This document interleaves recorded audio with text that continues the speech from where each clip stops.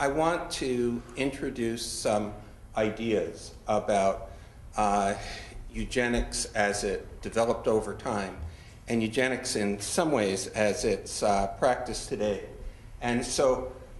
if we go back and kind of look at the 19th century, and I think you can certainly go back and say that in some ways eugenics was being practiced in ancient times, et cetera. But I think if we look at the modern advent of eugenics anyway, in the 19th century, we really had a shift in that science was replacing religion as starting to be a dominant force. And one of the implications of that, for example, if you lived in a class system or in a royalty system, before it was sort of, I'm the king and you're not because God wants it that way. Now we shifted, we needed a new explanation for the same phenomenon, and now I could say, I'm the king and you're not because nature wants it that way, that I'm more highly evolved in some way. And so power inequities started to be explained by scientific differences as opposed to religious differences. I think we also see this, for example, you had, in the olden days, you had Martin Luther, who said that it was okay to kill changelings because they didn't have a soul. In modern bioethics, we talk about the lack of sentience and whether or not that means people don't qualify for personhood, and if they don't qualify for personhood, they don't have moral status. Or we talk about the lack of quality of life. And I'm not entirely sure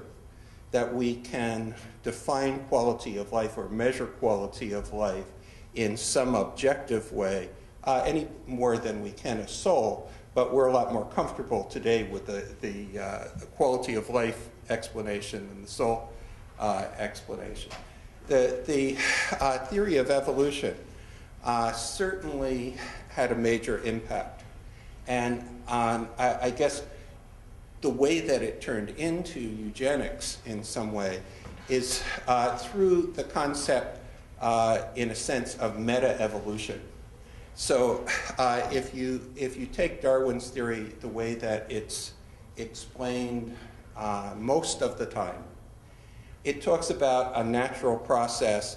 in which the relationship between the environment and organisms in the environment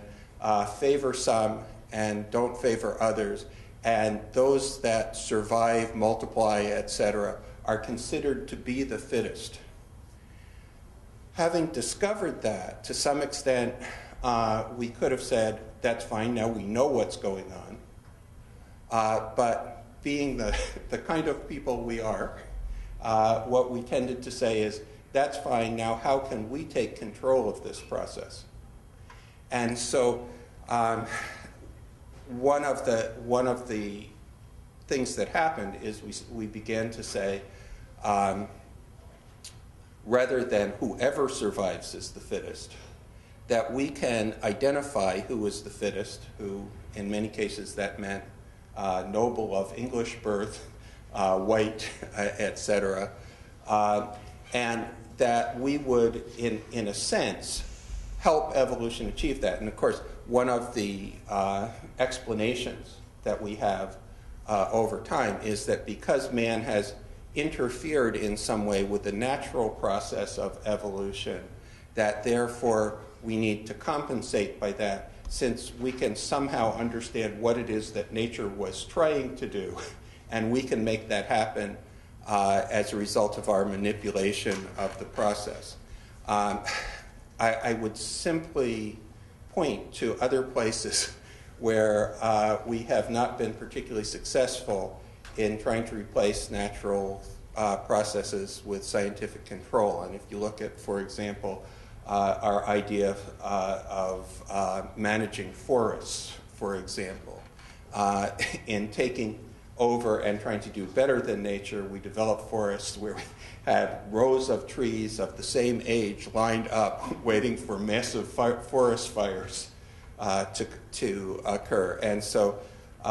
there is some question about whether our interfering with these natural processes actually in some way produces an outcome that's better even in terms of our own expectations, let alone whatever we might conceive of as the naturally desirable one.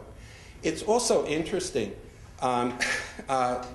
Darwin was very clear in talking about his understanding of evolution and how he came to that understanding, that his concept was based heavily in Malthus, that talked about population control and competition, and that population control needed to be controlled in a sense by creating harsh conditions. And so it's interesting because Malthus presented, in a sense, an economic model, a model in which he was talking about how resources would be shared or dispersed. And it's interesting now, a lot of times we make that reference to social Darwinism in terms of some of the practices of highly capitalistic, competitive models of the ways that things should work out there. But I think when you look at that influence, you can also see that in some way our view of evolution